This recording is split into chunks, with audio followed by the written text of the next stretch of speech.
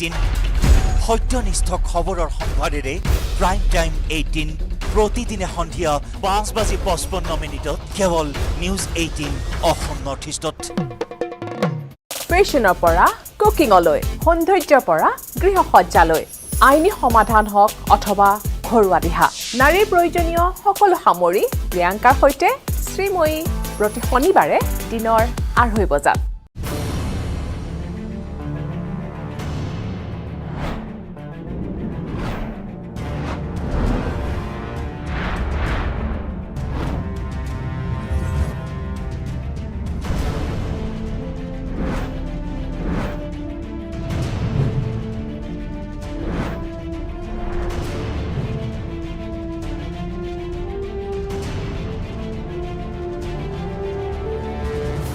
এয়া news 18 network আৰু আপুনি চাই আছে news 18 Assam north east news মানে কেৱল নিউজ 18 প্ৰাইম টাইম নিউজ মানেও কেৱল নিউজ 18 সত্যনিষ্ঠ খবৰৰ সম্ভাৰেৰে প্ৰাইম টাইম 18 প্ৰতিদিনে সন্ধিয়া 5:55 কেৱল নিউজ 18 অসম নৰ্থ ইষ্টত ফেশ্বনৰ পৰা কুকিঙলৈ সৌন্দৰ্যৰ পৰা গৃহসজ্জালৈ আইনী সমাধান হওক অথবা ঘৰুৱা দিহা নাৰীৰ প্ৰয়োজনীয় সকলো সামৰি প্ৰিয়ংকাৰ সৈতে শ্ৰীময়ী প্ৰতি শনিবাৰে দিনৰ 2:30 বজাত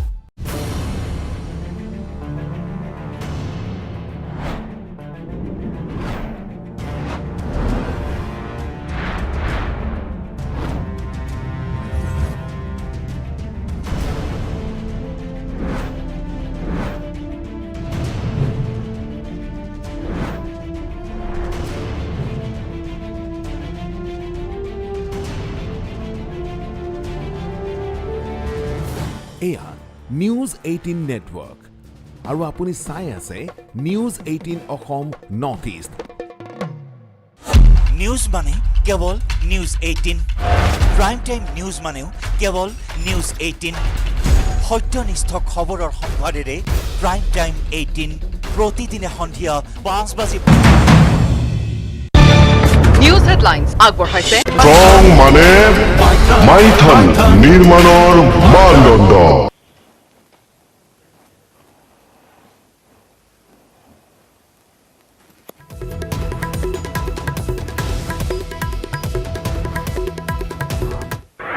মুখ্যমন্ত্ৰীৰ দায়িত্ব লোৱাৰ পিছত আজি প্ৰথমবাৰলৈ মাজুলীত উপস্থিত হিমন্ত বিশ্ব শৰ্মা ঐতিহাসিক দক্ষিণপাট সত্ৰত সেৱা জনাই মুখ্যমন্ত্ৰীগৰাকীয়ে জিলা প্ৰশাসনেৰে মাজুলীৰ কোভিড পৰিস্থিতিৰ পৰ্যালোচনা কৰে ডক্টৰ শৰ্মাই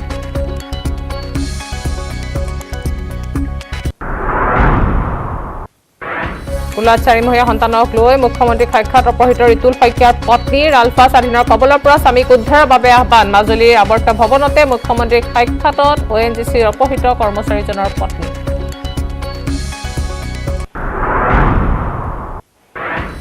ৰাজ্যত নতুন কোভিড বিধি বলবতৰ পিছতে কঠোৰ আৰক্ষী গুৱাহাটীৰ ৰাজপথত ব্যাপক তালাচী আৰক্ষীৰ নিয়ম উলংঘা কৰা লোকক 2000 টকাৰ জৰিমনা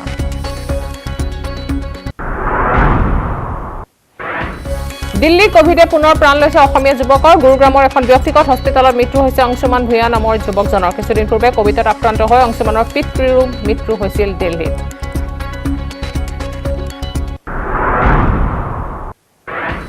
দেশত অধিক জটিল হৈ পৰিছে কৰোনা পৰিস্থিতি কৰোনাত দুদিন একেৰাহে 4 সহস্ৰাধিকৰ মৃত্যু বিগত 24 ঘণ্টাত দেশজুৰি কৰোনাত 4120 জনৰ মৃত্যু হৈছে নতুনকৈ দেশত কৰোনাত আক্ৰান্ত হৈছে 3,62,727 জন লোক আৰু প্ৰতিদিনে বৃদ্ধি পাইছে কৰোনাত মৃতকৰ সংখ্যা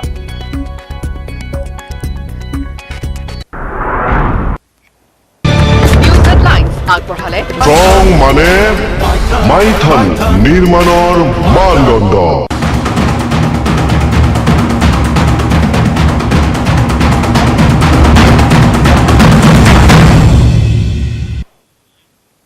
বৰপেটা মেডিকেল কলেজ হস্পিটেল পৰিদৰ্শন ৰাজ্যৰ নতুন স্বাস্থ্য মন্ত্ৰী কেশৱ মহন্তৰ বৰপেটা জিলাৰ কোভিড পৰিস্থিতি পৰ্যালোচনা স্বাস্থ্য মন্ত্ৰীগৰাকী বৰপেটা মেডিকেল কলেজৰ অধ্যক্ষ ডক্টৰ ৰমেন তালুকদাৰ বৰপেটা জিলাৰ ভাৰপ্ৰাপ্ত উপায়ুক্ত তেজ প্ৰসাদ ভূষাল বজালীৰ উপায়ুক্ত মৃগেশ নাৰায়ণ বৰুৱা আৰক্ষী অধীক্ষক ডক্টৰ ৰবীন কুমাৰ আৰু স্বাস্থ্য বিভাগৰ বিষয়া চিকিৎসকসকলৰ সৈতে কোভিড পৰিস্থিতি সন্দৰ্ভত পৰ্যালোচনা বৈঠকত মিলিত হয় মহন্ত। আজিৰে পৰা প্ৰতিদিনে অসমত 1 লাখ লোকক কোভিডৰ ভেকচিন প্ৰদানৰ সিদ্ধান্তৰ কথা ঘোষণা কৰে স্বাস্থ্যমন্ত্ৰী কেশৱ মহন্তই। এই ক্ষেত্ৰত অগ্ৰাধিকাৰ ভিত্তিত দ্বিতীয় পালি প্ৰতিষেধক প্ৰদানৰ ক্ষেত্ৰত গুৰুত্ব দিব চৰকাৰে। বৰপেটা মেডিকেল কলেজ হস্পিটেলত পুনৰ আন এটা অক্সিজেন প্লাণ্ট প্ৰতিষ্ঠা কৰা হ'ব বুলিও ঘোষণা স্বাস্থ্যমন্ত্ৰীগৰাকীয়ে। অহা 15 দিনৰ ভিতৰতে এই অক্সিজেন প্লাণ্ট সম্পূৰ্ণ হ'ব বুলিও ঘোষণা। নতুন প্লাণ্টটো কাৰ্যক্ষম হ'লে প্ৰায় 200খন বেডত পাইপৰ জৰিয়তে ৰোগীক অক্সিজেন দিব পৰা যাব। শুকুৰবাৰৰ ভিতৰতে পিপি কিট, ভেকচিন আৰু ঔষধৰ নাটনি দূৰ কৰাৰো প্ৰতিশ্ৰুতি। ইপিনে গ্ৰামাঞ্চলতো কোভিড কেয়াৰ কেন্দ্ৰ স্থাপন কৰা হ'ব বুলি মন্তব্য কৰে মহন্তই। ঘৰতে আইচলেশ্যনত থকা বা কণ্টেইনমেণ্ট জোনত থকা BPL ফেমিলিক 2000 টকাৰ খাদ্য সামগ্ৰী প্ৰদানৰ বাবে জিলা উপায়ুক্তক নিৰ্দেশ।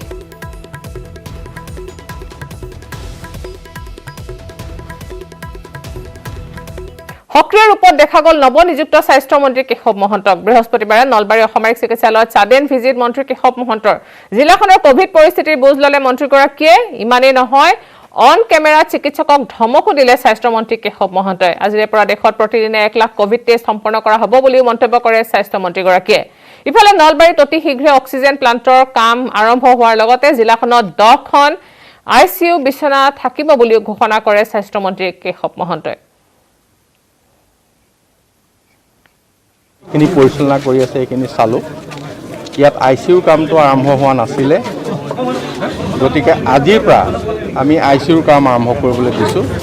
ICUৰ পেচেণ্ট আজিৰ পৰা থাকিব পাৰিব। বাকী চিকিৎসা ইয়াত ভাল ধৰণে কৰি আছে, এইখিনি আমি জানিব পাৰিছোঁ। আৰু DC আৰু জইণ্ট ডাইৰেক্টৰ তেখেতসকলে আৰু 4খন হস্পিটেল বেলেগ বেলেগ ঠাইত জিলাত আৰম্ভ কৰিছে। 3খনত মানুহ আছে আৰু এখনত হয়তো মানুহ আনিব লগা হোৱা নাই, আদাবাৰীত। এতিয়া আমি ইয়াত এটা অক্সিজেন প্লেণ্ট এটা আমি বহাবলৈ ওলাইছোঁ। অতি সোনকালে অক্সিজেন প্লেণ্টটো বহুৱাম। ক'ত হ'ব ছাৰ? হস্পিটেলত হ'ব। এইটো কাম আৰম্ভ হ'ব এতিয়া। কুলাত 4মহীয়া সন্তানক লৈ মুখ্যমন্ত্ৰীক সাক্ষাৎ অপহৃত ঋতুল শইকীয়াৰ পত্নীৰ। আলফা স্বাধীনৰ কবলৰ পৰা স্বামীক উদ্ধাৰৰ বাবে কাটৰ আহ্বান জনাই তিতাবৰ বৰহুলাৰ পৰা গৈ মাজুলীত মুখ্যমন্ত্ৰীক সাক্ষাৎ কৰে। মাজুলীৰ আৱৰ্ত ভৱনতে মুখ্যমন্ত্ৰীক সাক্ষাৎ কৰে ONGCৰ অপহৃত কৰ্মচাৰীজনৰ পত্নীয়ে। ইতিমধ্যে অপহৃত 2জন কৰ্মচাৰীক উদ্ধাৰ কৰিছে সেনা আৰক্ষীয়ে, কিন্তু বৰ্তমানো সন্ধান নাই ঋতুল শইকীয়াৰ। অনুৰোধ জনাইছোঁ, তেওঁক হাতযোৰ কৰি তেওঁ ভৰিয়াতে ধৰি অনুৰোধ জনাইছোঁ যাতে মানুহজনক সোনকালে উদ্ধাৰ কৰি দিয়ে। তেওঁক অনুৰোধ জনাইছোঁ, তেওঁক হাতযোৰ কৰি তেওঁ ভৰিয়াতে ধৰি অনুৰোধ জনাইছোঁ যাতে মানুহজনক সোনকালে উদ্ধাৰ কৰি দিয়ে। এতিয়া যিটো আপোনালোকে দেখিছে যে 4মহীয়া কেঁচুৱা লৈ পেলাই মাতৃগৰাকী তেখেতৰ ঘৰত বৃদ্ধ পিতৃ মাতৃ আৰু অতি দুখীয়া পৰিয়ালৰ তেওঁলোক সদস্য। গতিকে আমি আশা ৰাখিছোঁ, আমি ইতিমধ্যে আমি আলফাৰ সেনাধ্যক্ষ বা NSCNৰ যিসকল মুৰব্বী আছে তেওঁলোকক আমি আহ্বান জনাইছোঁ যে অতি সোনকালে ঋতুল শইকীয়া য'তেই আছে তেওঁলোকে তেখেতক ঘৰলৈ উভতাই পঠাওক। মাজুলীত উপস্থিত মুখ্যমন্ত্ৰী হিমন্ত বিশ্ব শৰ্মা। পোনে পোনে দক্ষিণপাট সত্ৰত উপস্থিত মুখ্যমন্ত্ৰীগৰাকী। দক্ষিণপাট সত্ৰত সেৱা জনাই মুখ্যমন্ত্ৰীগৰাকীয়ে আউনীআটী আৰু উত্তৰ কমলাবাৰী সত্ৰত সেৱা ল'লে মুখ্যমন্ত্ৰীগৰাকীয়ে। মাজুলী কোভিড পৰিস্থিতিৰ পৰ্যালোচনা কৰিব মুখ্যমন্ত্ৰীয়ে। জিলা প্ৰশাসন আৰু স্বাস্থ্য বিভাগৰ সৈতে মিলিত হ'ব বৈঠকত। উপায়ুক্ত কাৰ্যালয়ত অনুষ্ঠিত হ'ব পৰ্যালোচনা বৈঠক। বিয়লি মাজুলীৰ পৰা উভতিব মুখ্যমন্ত্ৰী ডক্টৰ শৰ্মা।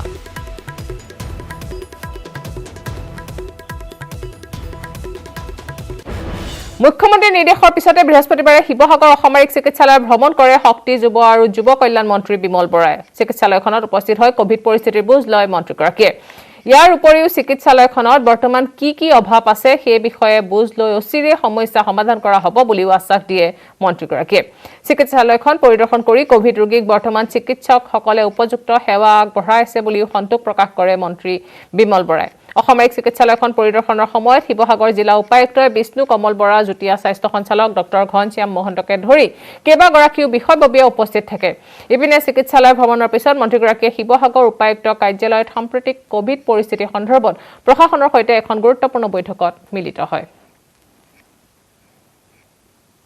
ইতিমধ্যে আমাৰ শিৱসাগৰ অসামৰিক চিকিৎসালয়ত কোভিড ডেডিকেটেড 130খন বিচনা আমাৰ এতিয়া মজুত আছে আৰু প্ৰায় 70জন পজিটিভ কেছ ইয়াতে চিকিৎসাধীন অৱস্থাত আছে। ICU পৰ্যাপ্ত পৰিমাণৰ আছে আৰু কিছু বেডৰ সংখ্যা বঢ়াবৰ কাৰণে ইতিমধ্যে নিৰ্মাণৰত অৱস্থাত আছে। সেইখিনি খুব কম দিনৰ ভিতৰত সম্পূৰ্ণ হৈ উঠিব আৰু ICUটো হৈ যোৱাৰ লগে লগে আমাৰ যিটো আমাৰ অলপ প্ৰত্যাহ্বান আছে ICU সম্পৰ্কত। এতিয়া 6খন বেড আছে, কিন্তু তাৰ সংখ্যা যেতিয়া বাঢ়ি যাব তেতিয়া ICUৰ যিটো সমস্যা আছে সেই সমস্যা আমাৰ নাইকিয়া হ'ব। কৰোনা মহামাৰী ভয়াৱহতাৰ মাজতে চিৰাংবাসীলৈ সুখবৰ। দেশজুৰি অক্সিজেনৰ ব্যাপক নাটনি চলি থকাৰ সময়তে সুদূৰ ইউকেৰ পৰা আহি পালে অক্সিজেন জেনেৰেটৰ প্লাণ্ট। চিৰাং জিলা সদৰৰ কাজলগাঁওস্থিত JCB অসামৰিক চিকিৎসালয়ত আহি পাইছে অক্সিজেন জেনেৰেটৰ প্লাণ্ট। ভাৰত চৰকাৰৰ স্বাস্থ্য আৰু কল্যাণ মন্ত্ৰালয়ৰ তৰফৰ পৰা প্ৰেৰণ কৰা অত্যাধুনিক প্ৰযুক্তিযুক্ত এই অক্সিজেন প্লাণ্ট বৃহস্পতিবাৰে আনুষ্ঠানিকভাৱে জিলা প্ৰশাসনৰ হাতত হস্তান্তৰ কৰা হয়। NDRF দলৰ তত্বাৱধানত এই অক্সিজেন প্লাণ্ট চিকিৎসালয়খনত কঢ়িয়াই লৈ অনা হয় আৰু অতি শীঘ্ৰে অক্সিজেন প্লাণ্ট চৰকাৰী চিকিৎসালয়খনত সংস্থাপন কৰি কাৰ্যক্ষম কৰি তোলা হ'ব। প্ৰতি মিনিটত 500 লিটাৰ অক্সিজেন প্ৰস্তুত কৰিবলৈ সক্ষম এই অক্সিজেন প্লাণ্টৰ জৰিয়তে মহামাৰী কৰোনাৰ সৈতে অব্যাহত যুঁজখনত অতিকে সহায়ক হ'ব বুলি আশা কৰা হৈছে। অক্সিজেন প্লাণ্ট লৈ NDRFৰ দল উপস্থিত হোৱাৰ সময়তে চিডলিৰ বিধায়ক জয়ন্ত বসুমতাৰীয়ে চিকিৎসালয়খনত উপস্থিত হৈ তদাৰক কৰে। অক্সিজেন প্লাণ্টৰ জৰিয়তে লাভ কৰা অক্সিজেন JCB অসামৰিক চিকিৎসালয়ৰ লগতে চুবুৰীয়া জিলাসমূহৰ চিকিৎসালয়লৈ যোগান ধৰাৰ ব্যৱস্থা কৰাৰ বাবে বিধায়ক বসুমতাৰীয়ে আহ্বান জনায়। কেন্দ্ৰীয় চৰকাৰে বহিৰাষ্ট্ৰখনৰ পৰা 3টাকৈ অক্সিজেন জেনেৰেটৰ আমদানি কৰে আৰু ইয়াৰে এটা চিৰাঙত সংস্থাপিত কৰাৰ সিদ্ধান্ত গ্ৰহণ কৰিছে। गुवाहाटी से यहाँ पर NDRF टीम के साथ आया हूँ।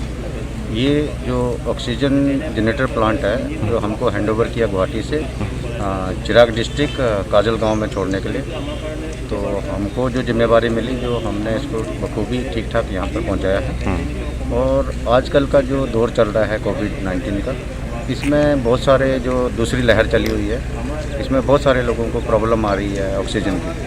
এই মুহূৰ্তত মই শুভ মানে এটা বাৰ্তা আছে আমাৰ কাৰণে, চিৰাংবাসীৰ কাৰণে, অসম ৰাজ্যবাসীৰ কাৰণে যে আজি ভাৰত চৰকাৰৰ হেল্থ এণ্ড ফেমিলি ৱেলফেয়াৰ ডিপাৰ্টমেণ্টে আমাৰ এই অসম ৰাজ্যৰ চিৰাং জিলাৰ অৱস্থিত এই কাজলগাঁও সদৰ JSB হস্পিটেল, এই হস্পিটেলত এটা অক্সিজেন জেনেৰেটৰ প্লাণ্ট এটা প্ৰদান কৰিছে। যি অক্সিজেন জেনেৰেটৰ প্লাণ্টে নেকি ইউকেৰ পৰা ভাৰত চৰকাৰে ডনেট কৰিছে আৰু ইয়াৰ এটা আমাৰ এই অসম ৰাজ্যৰ এই চিৰাং জিলাৰ কাজলগাঁও সদৰ স্থানত অৱস্থিত JSB হস্পিটেলত প্ৰদান কৰিছে। আৰু ইয়াৰ লগে লগে সময় হৈছে এতিয়া বাতৰিৰ পৰা বিদায় লোৱাৰ। নমস্কাৰ। সকলোৰে জীৱন মধুময় হওক। মই জুবিন গাৰ্গে সূৰ্যা চিমেণ্টৰ ফালৰ পৰা সকলোলৈকে ৰঙালী বিহুৰ বহুত বহুত শুভকামনা জনালোঁ।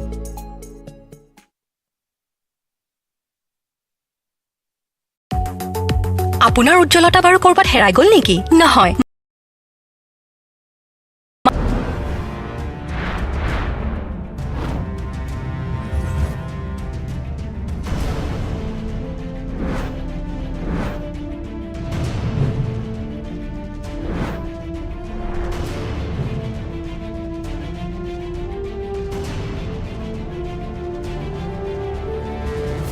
এয়া নিউজ 18 নেটৱৰ্ক আৰু আপুনি চাই আছে news 18 Assam north east. News মানে কেৱল নিউজ 18, প্ৰাইম টাইম নিউজ মানেও কেৱল নিউজ 18। সত্যনিষ্ঠ খবৰৰ সম্ভাৰেৰে প্ৰাইম টাইম 18 প্ৰতিদিনে সন্ধিয়া 5:55 কেৱল নিউজ 18 অসম নৰ্থ ইষ্টত। ফেশ্বনৰ পৰা কুকিঙলৈ, সৌন্দৰ্যৰ পৰা গৃহসজ্জালৈ, আইনী সমাধান হওক অথবা ঘৰুৱা দিহা, নাৰীৰ প্ৰয়োজনীয় সকলো সামৰি প্ৰিয়ংকাৰ সৈতে শ্ৰীময়ী প্ৰতি শনিবাৰে দিনৰ 2:30 বজাত।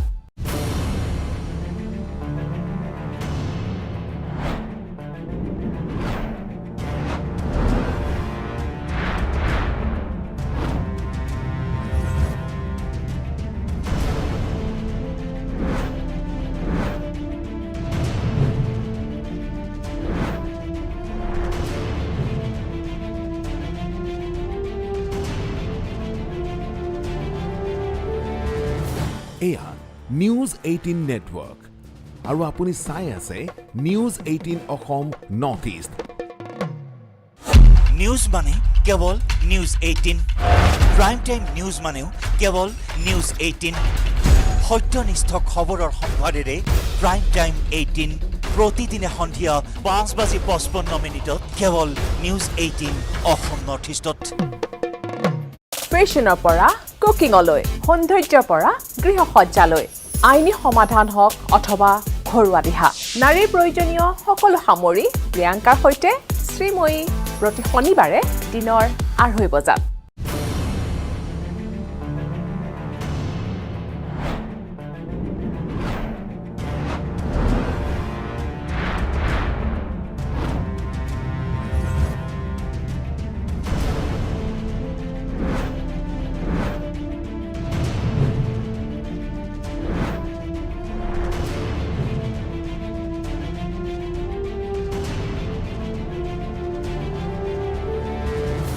এয়া নিউজ 18 নেটৱৰ্ক আৰু আপুনি চাই আছে নিউজ 18 অসম নৰ্থ ইষ্ট।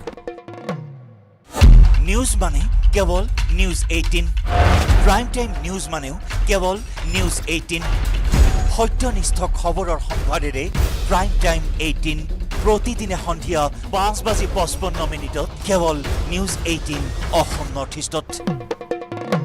ফেশ্বনৰ পৰা কুকিঙলৈ, সৌন্দৰ্যৰ পৰা গৃহসজ্জালৈ, আইনী সমাধান হওক অথবা ঘৰুৱা দিহা, নাৰীৰ প্ৰয়োজনীয় সকলো সামৰি প্ৰিয়ংকাৰ সৈতে শ্ৰীময়ী প্ৰতি শনিবাৰে দিনৰ 2:30 বজাত।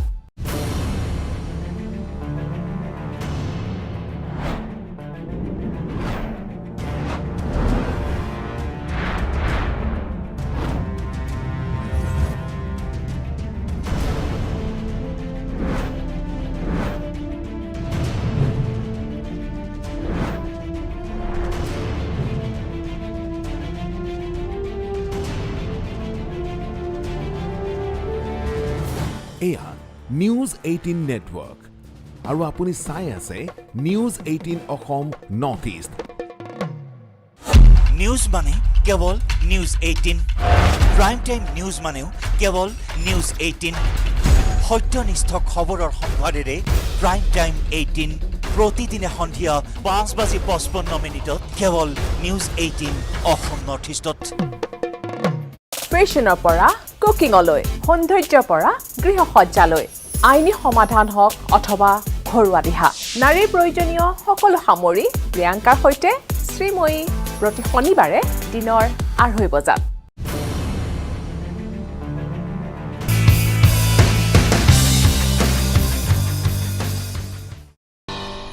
नमस्कार, इस विशेष बुलेटिन में आप सभी का स्वागत है। मैं हूं जया, मेरे साथ रजनी इस वक्त जुड़ चुकी हैं और शुरुआत करेंगे सुर्खियों के साथ।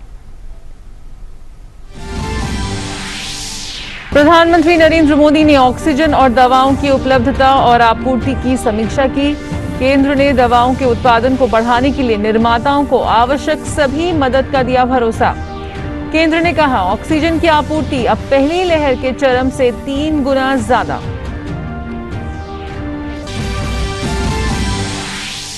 पीएम केयर्स फंड ने 322.5 करोड़ रुपए की लागत से डीआरडीओ द्वारा विकसित 1.5 लाख ऑक्सीकेयर की खरीद को दी मंजूरी।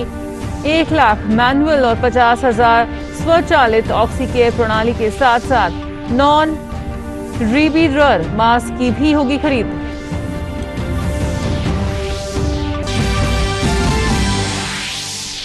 देश में टीकाकरण तेजी से जारी। अब तक दी गई 17.70 करोड़ से अधिक टीकों की खुराकें। पिछले 24 घंटों में कुल 17.7 लाख से ज्यादा दी गई वैक्सीन की खुराकें, जिसमें 4.1 लाख से अधिक लोग 18 से 44 आयु वर्ग के शामिल।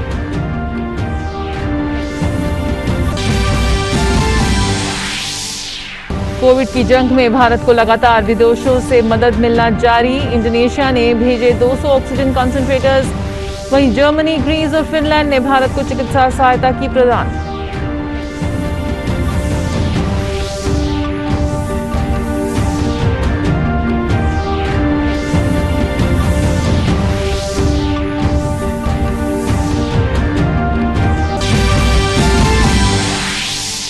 गाजा पट्टी में हिंसा के बाद तनाव बढ़ा। गाजा में हमले में कम से कम 65 की मौत, झड़पें तेज। इजरायली प्रधानमंत्री बेंजामिन नेतन्याहू ने झड़पों को समाप्त करने का आह्वान किया। अमेरिकी राष्ट्रपति जो बाइडेन ने इजरायल के साथ व्यक्त की एकजुटता, कहा इजरायल को अपना बचाव करने का अधिकार। अमेरिका ने अंतर्राष्ट्रीय धार्मिक स्वतंत्रता रिपोर्ट 2020 की जारी। कहा चीन धार्मिक अभिव्यक्ति और मानवता के खिलाफ कर रहा है अपराध। उइगर मुसलमानों और अन्य धार्मिक अल्पसंख्यकों के नरसंहार का आरोप।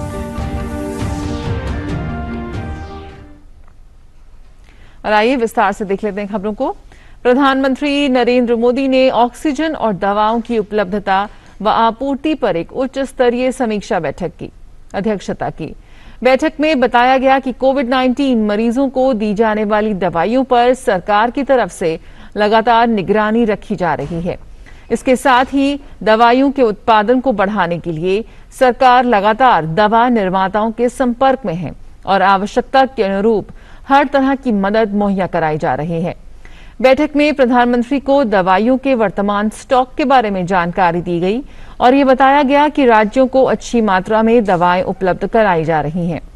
उच्च स्तरीय बैठक के दौरान प्रधानमंत्री मोदी को बताया गया कि पिछले कुछ हफ्तों के दौरान रेमडेसिविर समेत कोविड-19 में इस्तेमाल होने वाले अन्य सभी तरह की दवाइयों का उत्पादन तेजी के साथ बढ़ाया गया है।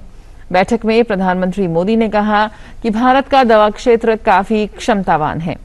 सभी दवाओं की समुचित उपलब्धता सुनिश्चित करने के लिए सरकार करीबी तालमेल से काम करती रहेगी। पीएम मोदी ने आगे कहा कि राज्यों को समयबद्ध तरीके से वेंटिलेटर को संचालन योग्य बनाना चाहिए। निर्माताओं की मदद से तकनीकी प्रशिक्षण के मुद्दे को सुलझाना चाहिए। पीएम मोदी ने देश में ऑक्सीजन की उपलब्धता और उसकी आपूर्ति की स्थिति का भी जायजा लिया। चर्चा के दौरान उन्होंने बताया गया कि पिछले साल पहली लहर की पीक के दौरान जितनी ऑक्सीजन सप्लाई थी उसके मुकाबले 3 गुना अधिक सप्लाई की जा रही है। इसके अलावा बैठक में प्रधानमंत्री को रेलवे और वायुसेना द्वारा ऑक्सीजन की ढुलाई, ऑक्सीजन कंसंट्रेटर्स व सिलेंडरों की खरीद और देश में लगाए जा रहे संयंत्रों के बारे में जानकारी भी दी गई। पीएम केयर्स फंड से 322.5 करोड़ रुपए की लागत से 1,50,000 ऑक्सीकेयर सिस्टम की खरीद को मंजूरी दी गई है। ये मरीजों के SpO2 स्तरों के आंके गए माप के आधार पर उन्हें दी जा रही ऑक्सीजन को नियंत्रित रखने के लिए DRDO द्वारा विकसित की गई एक व्यापक प्रणाली है। DRDO ने भारत में कई कंपनियों को ये तकनीक हस्तांतरित की है जो पूरे भारत में सभी के उपयोग के लिए ऑक्सीकेयर सिस्टम तैयार करेगी। इस सिस्टम को 2 विन्यास में विकसित किया गया है। ऑक्सीकेयर सिस्टम नियमित माप और ऑक्सीजन प्रवाह के मैनुअल समायोजन की आवश्यकता को समाप्त कर स्वास्थ्य कर्मियों के काम के बोझ और जोखिम को कम करता है। इस तरह ये टेली परामर्श की भी सुविधाजनक बना देता है। इन ऑक्सीकेयर सिस्टम का उपयोग घरों, क्वारंटीन केंद्रों, कोविड केयर केंद्रों और अस्पतालों में किया जा सकता है। देश में कोरोना के खिलाफ जारी जंग में टीकाकरण अभियान तेज गति से जारी है। केंद्रीय स्वास्थ्य मंत्रालय के अनुसार देश में अब तक कोविड-19 टीके की कुल 17 करोड़ 70 लाख से अधिक खुराकें दी जा चुकी हैं। मंत्रालय ने कहा कि टीकाकरण अभियान के 117वें दिन टीके की कुल 17,72,000 से अधिक खुराकें दी गईं। वहीं कल 18 से 44 वर्ष के आयु वर्ग के 4,17,321 लाभार्थियों ने अपनी पहली खुराक ली। टीकाकरण अभियान के तीसरे चरण की शुरुआत के बाद से सभी राज्यों और केंद्र शासित प्रदेशों में कोविड-19 के टीके लगवाने वाले इस श्रेणी के कुल लोगों की संख्या 34,66,895 हो गई है। कर्नाटक सरकार ने 14 मई से 18 से 44 आयु वर्ग के लोगों के लिए टीकाकरण स्थगित कर दिया है। सरकार द्वारा केंद्र से मंगाए गए सभी वैक्सीन का 45 वर्ष से अधिक आयु के लोगों का दूसरी डोज देने के लिए सरकारी अस्पतालों में इस्तेमाल किया जाएगा। हालांकि राज्य सरकार ने निजी अस्पतालों को 18 से 44 साल के लोगों को वैक्सीन देने की छूट दी है। कोविड के खिलाफ देश की जंग में शुरुआती सफलता के संकेत दिख रहे हैं। स्वास्थ्य और परिवार कल्याण मंत्रालय के मुताबिक देश भर में लगातार दूसरे दिन कोविड के नए मामलों में कमी देखी गई है। पिछले 24 घंटों में कोरोना के 3,48,000 से अधिक मामले सामने आए हैं, जबकि 3,55,338 मरीज उपचार करवाकर स्वस्थ हो चुके हैं। यानी अब स्वस्थ होने वालों की संख्या नए मामलों से ज्यादा है। इस समय देश में सक्रिय मामलों की कुल संख्या 37,04,099 है। नए मामलों की संख्या में कमी के बीच केंद्रीय स्वास्थ्य मंत्री डॉक्टर हर्षवर्धन ने 8 राज्यों के स्वास्थ्य मंत्रियों के साथ बैठक की। स्वास्थ्य मंत्रियों से केंद्रीय स्वास्थ्य मंत्री बढ़ते कोरोना संक्रमण और इसकी रोकथाम पर चर्चा की। बैठक में कोविड मैनेजमेंट और वैक्सीनेशन को लेकर भी विचार विमर्श किया गया। स्वास्थ्य मंत्री ने संक्रमण के घटते मामलों का जिक्र किया और कहा कि इस रफ्तार को बनाए रखना है। पिछले 24 घंटे में देश में लगभग 3,48,421 कोविड के केसेस रिपोर्ट हुए हैं। लेकिन इसी के साथ साथ हम सब के लिए ये भी संतोष की बात है कि 3,55,338 केसेस, जो कि होने वाले केसेस से संख्या ज़्यादा है, इतने रिकवर होकर सकुशल घर भी लौटे हैं। इस पेस को बराबर हमें मेंटेन करना है ताकि धीरे धीरे हमारे जो एक्टिव केसेस की संख्या वो हर रोज पिछले दिन से कम होती जाए। केंद्रीय स्वास्थ्य मंत्री डॉक्टर हर्षवर्धन आज दिल्ली, राजस्थान, महाराष्ट्र, कर्नाटक, केरल और तमिलनाडु के स्वास्थ्य मंत्रियों के साथ कोविड प्रबंधन और टीकाकरण के मुद्दे पर समीक्षा बैठक करेंगे। भारतीय रेल मौजूदा चुनौतियों का सामना और नए उपायों की तलाश के साथ देश के विभिन्न राज्यों की मांग पर तरल चिकित्सा ऑक्सीजन की आपूर्ति के अपने अभियान को निरंतर जारी रख लोगों को राहत पहुंचा रही है। भारतीय रेल अब तक देश के विभिन्न राज्यों में 396 टैंकरों में लगभग 6,260 मीट्रिक टन चिकित्सा उपयोग हेतु ऑक्सीजन की आपूर्ति कर चुकी है। देर रात एक अन्य ऑक्सीजन एक्सप्रेस ने गुजरात के हापा से दिल्ली की यात्रा पूरी की, तो वहीं लिक्विड ऑक्सीजन से लोडेड एक और ट्रेन हापा से राजस्थान के कनकपुर पहुंच गई है। ऑक्सीजन एक्सप्रेस के द्वारा देश के विभिन्न भागों में 800 मीट्रिक टन से अधिक ऑक्सीजन की आपूर्ति की गई। इस अभियान के अंतर्गत अब तक 100 से ज्यादा ऑक्सीजन एक्सप्रेस की यात्रा पूरी हो चुकी है और विभिन्न राज्यों को राहत पहुंचाई गई है। भारतीय रेल द्वारा शुरू किए गए ऑक्सीजन एक्सप्रेस अभियान के अंतर्गत इस विज्ञप्ति को जारी किए जाते समय महाराष्ट्र में 407 मीट्रिक टन, उत्तर प्रदेश में लगभग 1680 मीट्रिक टन, मध्य प्रदेश में 360 मीट्रिक टन, हरियाणा में 939 मीट्रिक टन, तेलंगाना में 123 मीट्रिक टन, राजस्थान में 40 मीट्रिक टन, कर्नाटक में 120 और दिल्ली में 2404 मीट्रिक टन से अधिक ऑक्सीजन की आपूर्ति की जा चुकी है। कोविड-19 के खिलाफ जंग में भारत को अंतर्राष्ट्रीय सहयोग लगातार मिलना जारी है। कल इंडोनेशिया से 200 ऑक्सीजन कॉन्सेंट्रेटर की खेप भारत पहुंची। वहीं जर्मनी से 176 वेंटिलेटर के साथ एक अन्य विमान कल नई दिल्ली पहुंचा। फिनलैंड ने भी भारत की तरफ मदद का हाथ बढ़ाया है। फिनलैंड ने 324 ऑक्सीजन सिलेंडर भारत को दिए हैं। वहीं ग्रीस ने 10 ऑक्सीजन सिलेंडर देकर भारत की मदद की है। जापान से 2 विमानों की मदद से 100 ऑक्सीजन कॉन्सेंट्रेटर कल भारत लाए गए। विदेश मंत्रालय ने जापान को इस मदद के लिए आभार जताया है।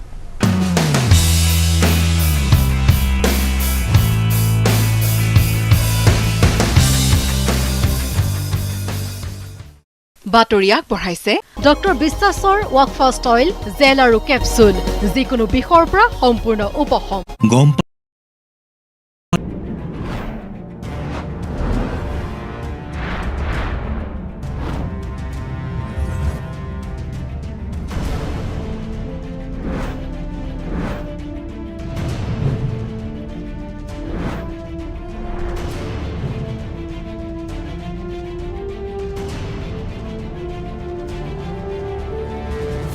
এয়া নিউজ 18 নেটৱৰ্ক আৰু আপুনি চাই আছে news 18 Assam north east news মানে কেৱল নিউজ 18 প্ৰাইম টাইম নিউজ মানেও কেৱল নিউজ 18